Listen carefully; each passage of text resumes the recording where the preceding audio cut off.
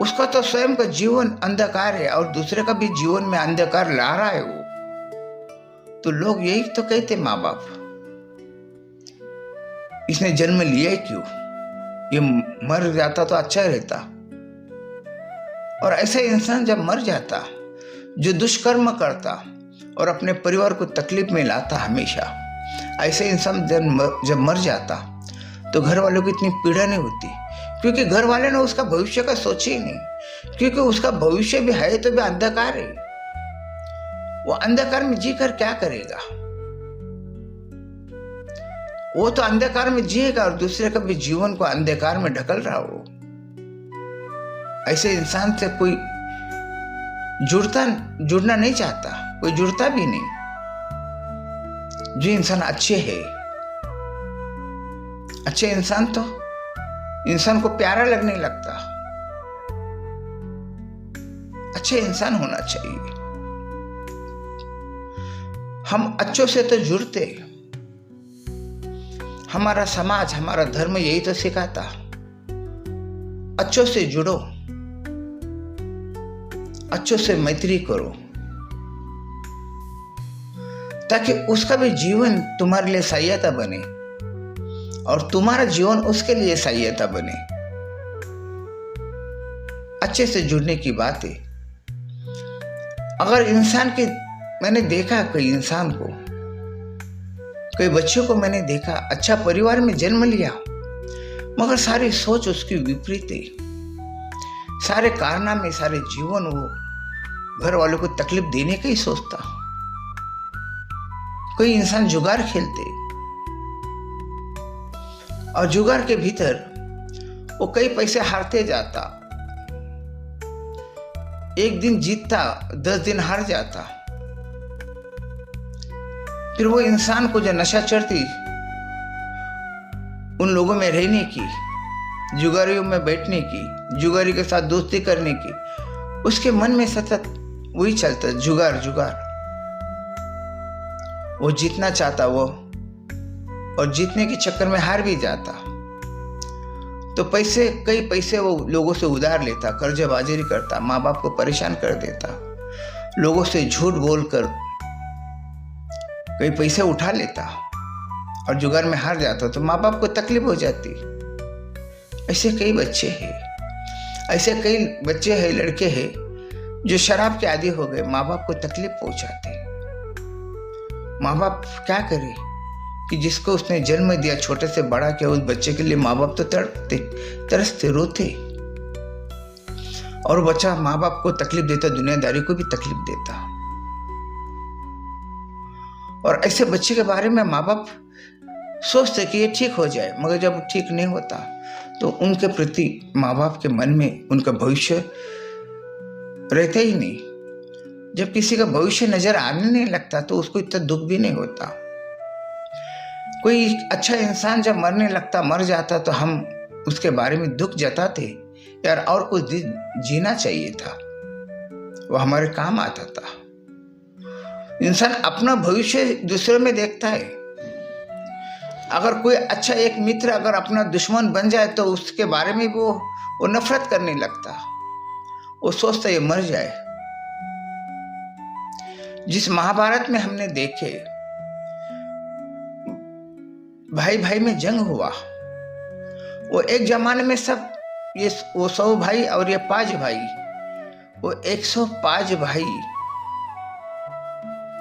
आपस में खेलते थे, कूदते थे, बचपन में आपस में लड़ते थे, झगड़ते थे और फिर आपस में मिल जाते थे। बचपना था, बड़े प्यार मोहब्बत से जीते थे, रहते थे। मगर यही भाई लोगों में जब बड़े होने के बाद में इनके भीतर जब दुश्मनी आ गई, नफरत आ गई, तो ये एक दूसरे की जान लेने के लिए खड़े हो गए और एक दूसरे की जान ले लिए इन लोगों ने, क्योंकि अब उनके साथ उनका भविष्य जुड़ा हुआ नहीं था।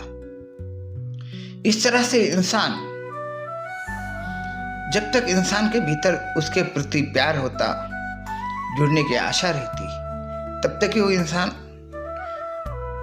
किसी के मरने पे रोता है। दुश्मन के मरने में कोई रोता नहीं। अगर दुश्मनी तुम्हारे भीतर से उसके प्रति खत्म हो जाए तो भी आदमी को बुरा लग सकता। क्या ठीक था, एक जमाने में दुश्मन था, अब तो हमारे मन में उसके बारे में कुछ था ही नहीं, मगर जीना चाहिए था। इंसान इतना सोच था। ये सब इंसान के सोच है भविष्य को पकड़कर। बुद्ध ने यही सोचा था। बुद्ध मरना नहीं चाहता था,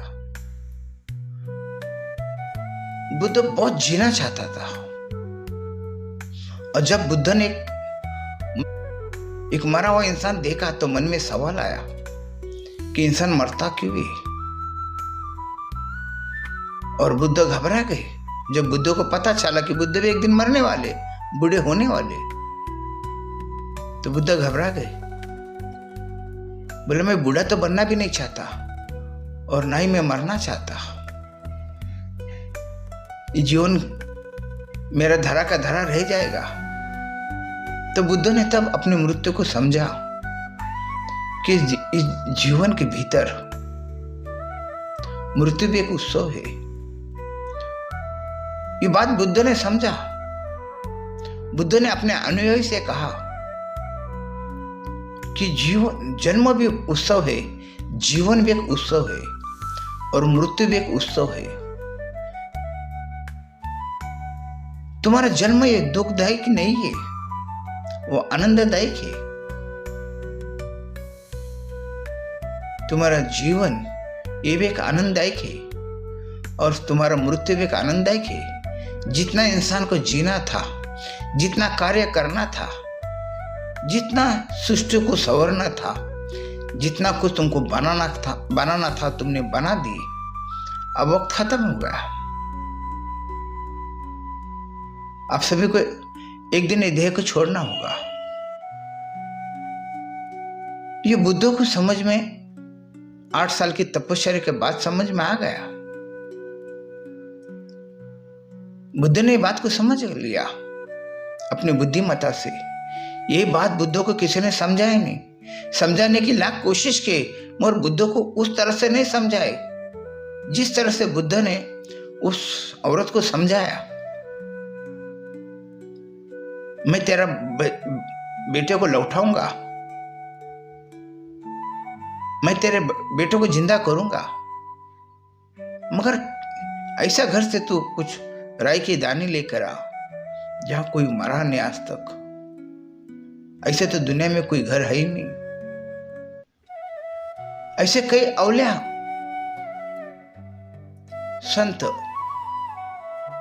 मरे इंसान को जिंदा किए, मगर कब तक?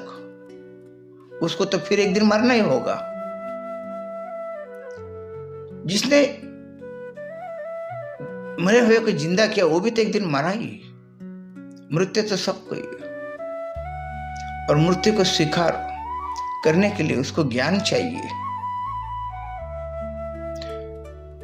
इंसान को ज्ञान चाहिए, आत्मज्ञान चाहिए। जब इंसान मृत्यु को समझेगा, मृत्यु है क्या, आत्मा को समझेगा, तब उसको पता चलेगा ये जो देह है ये वो तो मैं नहीं हूं। फिर मैं कौन हूं? ये जानने के लिए तो बुद्ध जंगल में चले गए और तपस्या किए, तब तो पता चलता। किसी के समझाने से पता नहीं चलता। मेरे समझाने से आपको पता नहीं चलेगा।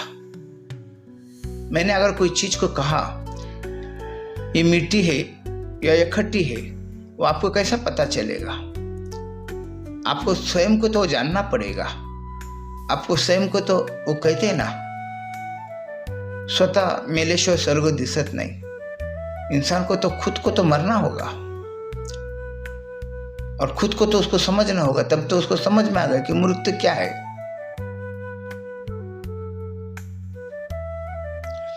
हर एक धर्मों में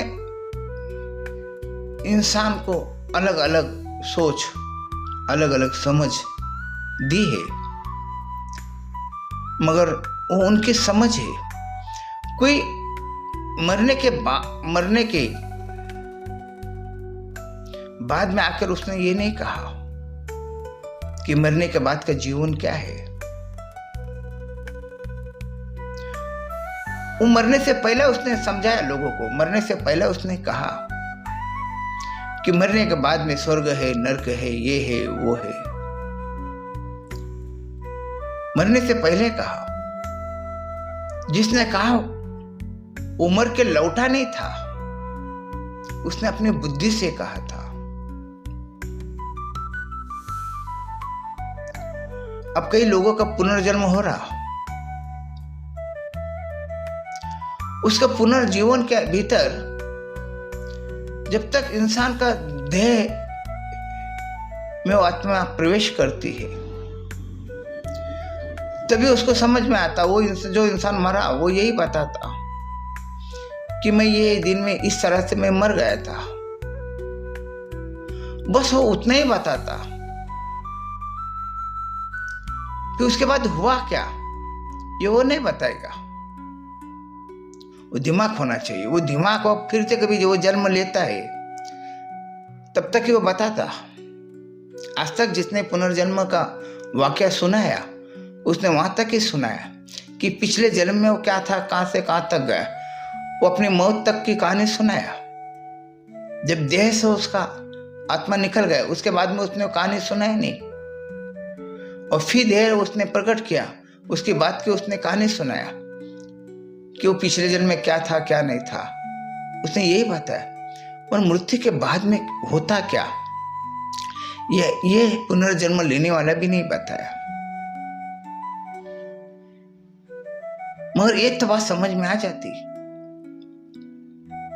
कि मृत्यु के बाद कुछ होता नहीं है। जिस तरह से एक बच्चा अपनी मां के कोख में 9 महीना था वो पेट के भीतर, उसको उस समय कोई इतना डर लगा ना, उसको कोई मोह था, उसको कुछ पता ही नहीं था। जब इस दुनिया में आया तब उसको भूख लगने लगी, तब उसको प्यास लगने लगी। ये सब चीज तब उसके 5 इंद्रिय 5 कर्म उसके काम करने लगे, उसकी बुद्धि काम करने लगी।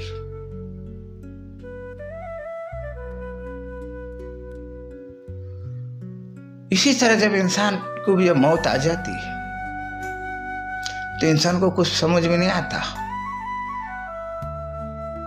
उस दुनिया के भीतर खो जाता। जिस तरह वो अपनी मां के पेट में 9 महीने खोया हुआ था, उसको खुद का पता नहीं था। मरने के बाद में भी यही अवस्था निर्माण हो जाती। हम ये तर्क लगाते, हम अपनी बुद्धि से इस बारे में सोचते हैं, और फिर कई लोग का तो ये भी सोच है, साधु संतों का, कि मैं जीवन में मरने के बाद में भी वो जी सकता। क्योंकि हम जब देखते किसी को प्रेत आत्मा लग जाती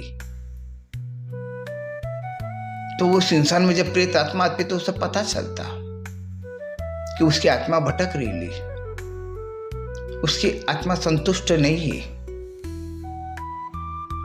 फिर कौन सी आत्मा संतुष्ट नहीं होती, कौन सी आत्मा संतुष्ट होती, ये भी तो खेल है। जब किसी का एक्सीडेंट हो जाता, जिसका अपघात में मृत्यु आ जाता, ऐसे ही इंसान अपने आप को मरते हुए जब देखता है वो तब अपने देह से वो अलग हो जाता। जो इंसान सोया सोया मरता उसको पता भी नहीं चलता। ईश्वर का इंसान की जीवन है।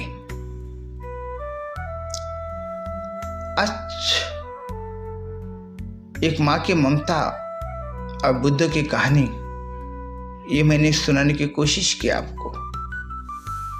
बस आज इतना ही।